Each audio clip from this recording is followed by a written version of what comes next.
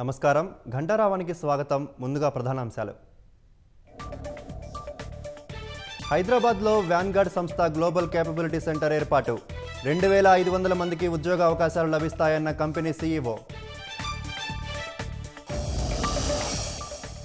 HCU సమీప భూముల అంశంపై స్పందించిన కేటీఆర్.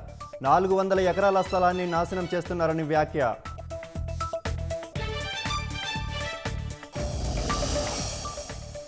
గ్రూప్ 1 మూల్యాంకనంపై న్యాయ విచారణకు బండి సంజయ్ డిమాండ్. అభ్యర్థుల ఫిర్యాదులు పరిగణలోకి తీసుకోవాలని వ్యాఖ్య.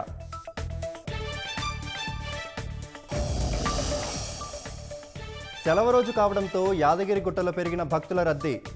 లక్ష్మీ నరసింహస్వామి దర్శనానికి సుమారు 2 గంటల సమయం.